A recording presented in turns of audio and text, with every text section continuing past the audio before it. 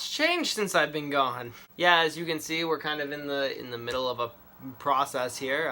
More news on that near the end of the video. I was going through my collection, and I realized one of two things.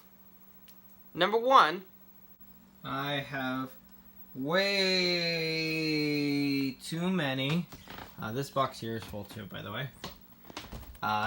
Goddamn robots. Now, not all of this is robots, but a big chunk of it is. All this over here is robots, and I'm swamped. But number two, I have a full trilogy that I haven't actually gotten around to doing. It's not more or less a trilogy, it's just me realizing, oh, I have a complete set. I can do reviews. So that's what I'm gonna do. I'm gonna go ahead and review the Titans Return Decepticon Headmasters one by one, because why not? And starting off the Headmaster trilogy, as I'll go ahead and call them, is Titans Return Weirdwolf, or Wolfwire, as he should be known because of his packaging, but I'm probably going to go ahead and forget that he's called that, so let's just stick with Weirdwolf for this. Now, Weirdwolf, for those of you who don't know, is a Decepticon Headmaster. Came out of Japan in 1987? As you can tell, he turns into a little doggo.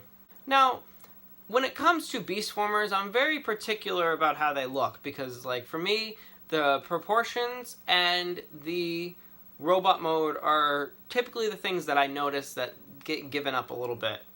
There's a lot of Beast Wars figures where the beast mode was completely accurate, but then the robot mode kind of just was either curled up in a ball or it sacrificed for the beast mode. But I found out with Titans Return Weirdwolf that is not the case. He is actually the complete opposite. He sacrifices almost nothing from either of his modes to be an awesome little beast former. His paws are huge and they're gigantic looking. His head with the ruby teeth, probably if you can get a light in there, you could probably do a little bit of light piping, or mouth piping maybe. You can even go ahead and put him in a little doggo position. So let's go ahead and check out the beast mode posability, shall we? Alright, so Titans Return Weirdwolf. Let's start with the head posability. The jaw can open and close, so he can howl at the moon as much as he wants. His head is on a very, I was gonna say limited, but now that I move it around more and more, it's actually quite posable. You know, he can tilt for like that puppy dog look in his eyes. Are you gonna give me treats? He can move his head left and right. His arms are the same as the robot arms, so they can go out a little ways, they can go in a little ways, and go forward and back. His front paw can go forward like this. You can also bend it backwards to break his arm, or bend it forwards. Same on the other side. You get the waist swivel from robot mode as well. You also get the hind legs. Shut up! You also get a hind legs. You get a, that dog position. The doggy leg, whatever it's called, on both sides. And the sword for the tail can waggle. He's got some really good posability in his beast mode. The hind legs are a little bit of a struggle to work with because you've got this thing here in the way. And it's not terrible. I mean, he still holds a really decent pose, just like the hip cover pieces kind of bother me a little bit. So he's a really, really good wolf transformer. I don't have many wolf transformers to compare him to, but there you go. Oh yeah, and the gun can plug in on his butt, and you have the... now this is a big issue on a lot of people's. I had a Weirdwolf a while ago and I got rid of it, but that one had the crack in the canopy. This one does not, so I'm gonna be very gently with that and gently lower it down. and set him aside, and we'll go ahead and take a look at Mongso, whatever his name is. He's really nicely detailed. He looks just like like his G1 counterpart. His arms are on limited ball joints, so they can go outwards and backwards, standard Titan Master style. Head is also on a ball joint. His legs can swing out, and his knees are fused together so he can sit. And I think he looks really good. And then you just plug it into his butt, and there you go. You got Weirdwolf in his Doggo mode. So, now that we've seen a majority of the posability in Weirdwolf, let's go ahead and get him into robot mode, shall we? Stop. Right there in the waist section. Go ahead and pull it apart. It's on a double hinge. Joint it all the way up front and plug it into 2 little slots for those side taps to go into. This is my favorite part of the transformation, and it not only does it hide some mass shifting tricks, it also works in shortening the torso. Just wanted to show you guys that because I know my transformations are sped up, so...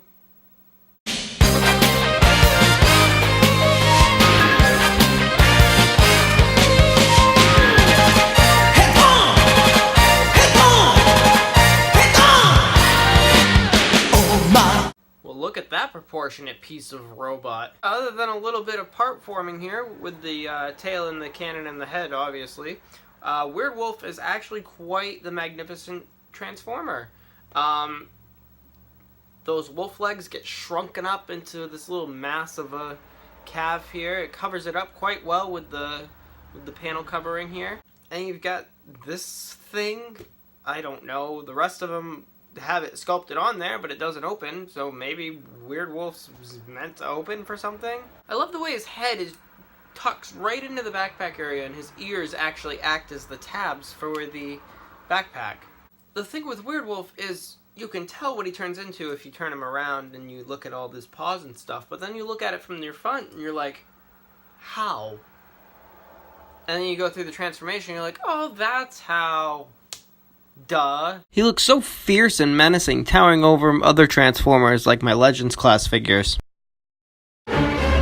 My only complaint about this guy is, the cockpit issue, but mine hasn't seemed to crack yet. Hoping it doesn't. And this gun here, it's perfect for like a fusion cannon type of thing if you put it on his shoulder, but then the shoulder pauldrons don't do much, and you can rotate it like that, but then it's on the side of his arm, and you can't, there's no peg here for it, and I don't know. That's like my only complaint, and it's too big to be like a handheld gun, because see, that just looks weird and improportionate. So, I keep it on his arm, but hey, you do what works for you. It's your toy. And that, my friends, is Titan's Return Weirdwolf. He's stocky, he's big, he's powerful looking. Very threatening in both modes. His wolf mode is almost absolute perfection, and his robot mode is even more so. He looks great among his cohorts with Mind Wipe and Skull Cruncher and even Croc. He's even wide enough so you can stack them up in that stupid totem pole thing from the cartoon. Classic. If you're gonna pick up some of the original Headmasters, at least a couple of them, if not all of them, Weirdwolf is the one to start with. I'm going to try and pump out 2 more videos of his cohorts, maybe even 3 if I decide to do Croc as well, before we actually move here. So, hoping to get going. If you see a change of background and a change of display, that's why, is because we're moving and it's gonna be big. Thank you so much for watching, guys. Like, subscribe, do whatever it is you guys do, and I will see you all in the next video. And until then, bye-bye.